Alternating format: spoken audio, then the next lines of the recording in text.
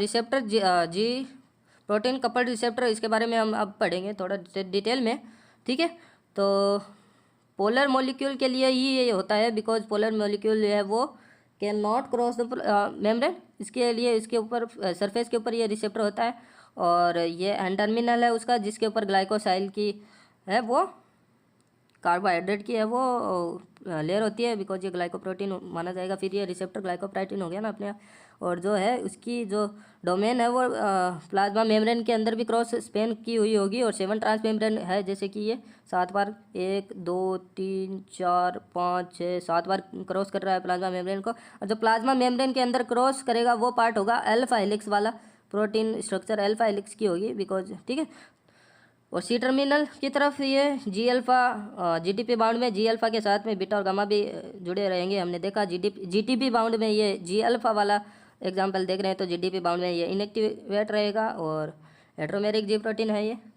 जैसे कि जी प्रोटीन है वो 2 प्रकार के होते हैं, स्मॉल जी प्रोटीन, लार्ज जी प्रोटीन। स्मॉल जी प्रोटीन में तो मोनोमेरिक सब यूनिट जैसे कि आएगी, तो पीछे जो हमने देखा अल्फा बीटा गामा वो तो ट्राइमेरिक हो गया, मोनोमेरिक स्मॉल जी प्रोटीन में नहीं आएगा वो, ठीक है। स्मॉल प्रोटीन में मोनोमेरिक सब यूनिट वाले आएंगे, ओनली एक ही प्रोटीन जिसमें योगदान रहेगा। तो उसका एग्जांपल है रेन आरएन, जिसका काम होता है न्यूक्लियर ट्रांसपोर्ट का, आरएबी जिसका वेसिकल फ्यूजन में होता है, और ARFI HAR रहेब RHEB ये है एमटीओ के पाथवे को एक्टिवेट करता है। रास है वो रास में काइनेटिक एक्टिविटी रखता है।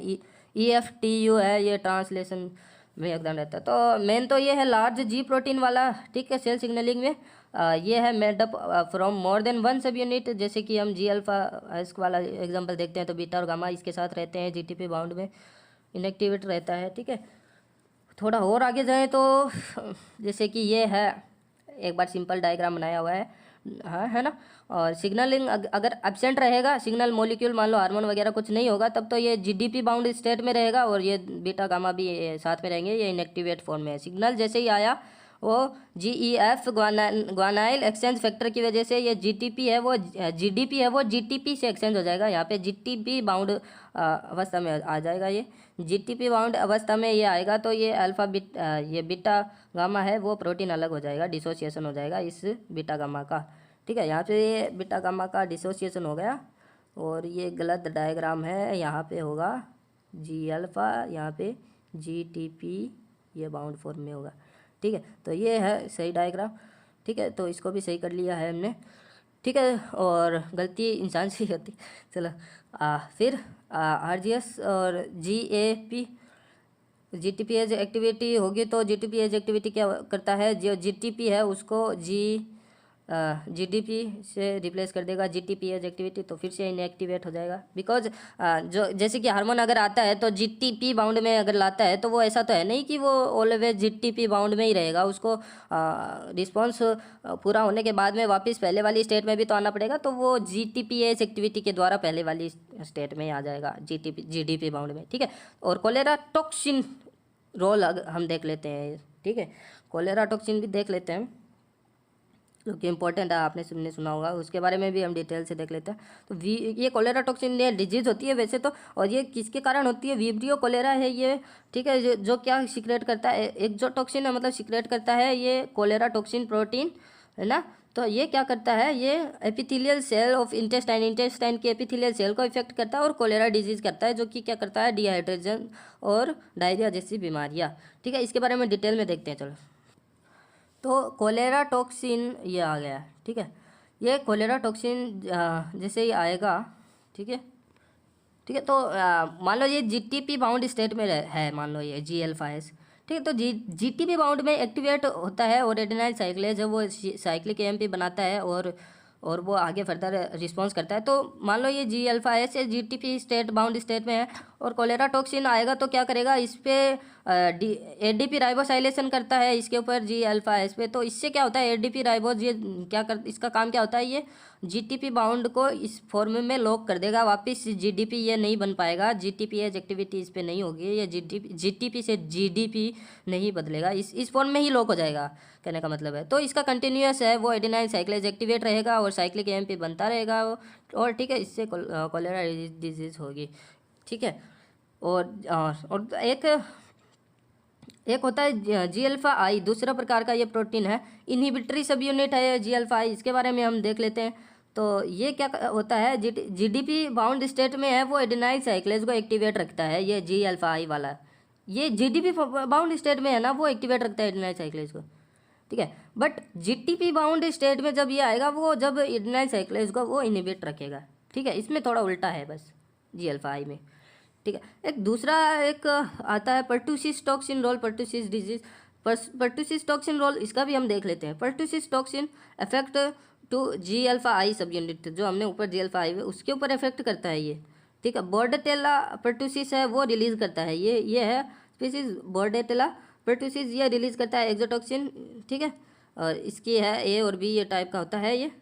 तो इफेक्ट ये किसके ऊपर इफेक्ट करता है, ये रिस्पायरेटरी एपिथेलियल सेल पे इफेक्ट करता है, जबकि जो हमने कोलेरा टॉक्सिन देखा था वो इंटेस्टाइन के एपिथेलियल सेल को इफेक्ट कर रहा था, और जबकि ये पर्टूसिस है वो रिस्पायरेटरी एपिथेलियल सेल को इफेक्ट करता है, और जिससे क्या होता है वूफिंग और कफ जैसे लक्षण होते हैं, ठीक है। और पर्टूसिस टॉक्सिन ये क्या करता है, ये जी अल्फा आई के ऊपर राइबोसाइलेशन एडीपी राइबोसाइलेशन कर देता है जीडीपी बाउंड स्टेट में। तो जीडीपी बाउंड स्टेट में राइबोसाइलेशन का काम हमने देखा था, तो वो उसी स्टेट में लॉक कर देता है, तो जीडीपी बाउंड स्टेट में ये लॉक हो जाएगा, और इनहिबिटरी सब यूनिट में जीडीपी बाउंड स्टेट में लॉक हो जाएगा। तो एडेनाइल साइक्लेज वो हमने इसका काम उल्टा है आई का, तो ये कंस्टिट्यूटिव एडेनाइल साइक्लेज को एक्टिवेट रहेगा, जिससे साइक्लिक एमपी बढ़ता रहेगा, ठीक है, और जिससे ये वूपिंग और कफ जैसी ये है वो बीमारी होगी। तो अब आता है एक और G alpha Q phospholipase C beta subunit. तो जी अल्फा क्यू वाला इसको ये stimulation of phospholipase C beta, ये इसका काम ये होता है, ठीक है। और जी अल्फा क्यू ये जीडीपी बाउंड स्टेट में ये इनएक्टिवेट ही रहेगा, ठीक है।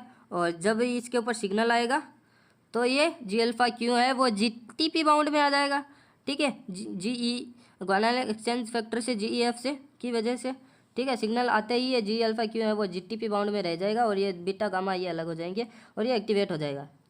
ये क्या करेगा, फॉस्फोलाइपेज जैसे कि नाम से पता चलता है फॉस्फोलाइपेज सी बीटा ये प्रोटीन है उसको एक्टिवेट करेगा। फॉस्फोलाइपेज नाम से ही स्पष्ट होता है, ये फॉस्फोइनोसिटेल बाई फॉस्फेट है उसको एक्टिवेट करता है या फिर बनाता है, ठीक है। PIP2, ठीक है, यहाँ पे है, और फॉस्फोइनोल बाई फॉस्फेट जिसको बोलते हैं, ठीक है, जो कि क्या करता है IP3 और DAG बनाता है, ठीक है। जो कि IP3 का काम क्या है, IP3 का काम है release calcium from ER endoplasmic reticulum से कैल्शियम को रिलीज कराना IP3 का काम है, ठीक है। और DAG का है एक्टिवेट प्रोटीन काइनेज सी का एक्टिवेशन कराने का। तो ये हमने देखा क्यू सब यूनिट में, ठीक है। फॉस्फोलाइजर एक्टिवेट, फिर PIP2, फिर IP3 DAG जिसका IP3 का काम हमने देख लिया, कैल्शियम रिलीज का, प्रोटीन काइनेज सी का, ठीक है। और फिर है जी अल्फा टी ट्रांसड्यूसिन, जी अल्फा टी है ट्रांसड्यूसिन है, इसका हम देख लेते हैं, जैसे कि क्लियर कर देता हूँ मैं थोड़ा। हाँ, ये रोडोप्सिन रोड सेल है, जो कि रेटिना में जो सेल्स होती है उसके ऊपर रिसेप्टर होता है रोड सेल्स पे, ठीक है, रोडोप्सिन रिसेप्टर, ठीक है। उस पर क्या होता है, जब हम आंख बंद कर लेते हैं, मान लो हम जब आंख बंद करते हैं थोड़ी सी सेकंड में, तब क्या होता है ये जी अल्फा टी है वो इनएक्टिवेट रहता है इन डार्क। हम जब आंख बंद करते हैं तो लाइट नहीं आती है, तो ये रोडोप्सिन रिसेप्टर में ये इनएक्टिवेट रहता है ये प्रोटीन, जिससे क्या होता है इनएक्टिवेट रहने में ये साइक्लिक जीएमपी है वो रहता है, जो सिग्नलिंग मॉलिक्यूल है, और जो सोडियम चैनल है उसके रिसेप्टर से जुड़कर उसे ओपन रखता है, ठीक है, डार्क में, ठीक है। तो ये साइक्लिक एएमपी है वो रहता है, जो कि इसके ऊपर ये रिसेप्टर ये अलग सोडियम आयन चैनल है उसके ऊपर ये बाइंड होकर उसको ओपन रखते हैं, ठीक है, जिससे सोडियम अंदर आ जाएंगे और क्या होगा डीपोलराइजेशन होता है, ठीक है। और जब भी लाइट आएगी और जब भी हम आँख खोलेंगे, आँख हम ज़्यादा देर तक खोलते हैं, तो आँख हम खोलते हैं तो क्या होता है, जो इसमें भी प्रोटीन होता है वो 11 सिस रेटिनल है वो ट्रांस रेटिनल में कन्वर्ट हो जाता है लाइट की उपस्थिति में। तो थोड़ा इसमें मॉडिफिकेशन होता है, चेंजेस होते हैं प्रोटीन में, जिससे क्या होता है वो जी अल्फा टी है वो जीडीपी से जीटीपी बाउंड में आ जाता है, जिससे क्या होता है ये फॉस्फोडाइएस्टरेज एंजाइम को एक्टिवेट कर लेता है, जिससे क्या होता है डार्क में तो CAMP जो रहता था उसको ये खा जाएगा ये फॉस्फोडाइएस्टरेज है वो CAMP को तोड़ देगा और GMP में बदल देगा, जिससे कि CAMP है वो इसके ऊपर कनेक्ट नहीं हो पाएगा, ठीक है। जिससे कनेक्ट नहीं हो पाएगा तो ये है वो CAMP है वो GMP में बदल जाएगा, जिसके कारण ये यहाँ पे कनेक्ट नहीं होने के कारण ये है जो चैनल है वो क्लोज हो जाएगा और सोडियम अंदर आ नहीं पाएंगे और चैनल है वो स्टॉप हो जाएगा, डीपोलराइजेशन यहाँ पे हो जाएगा, ठीक है। डीपोलराइजेशन का स्टॉप हो जाएगा, स्टॉप डीपोलराइजेशन, ठीक है। तो आगे देखते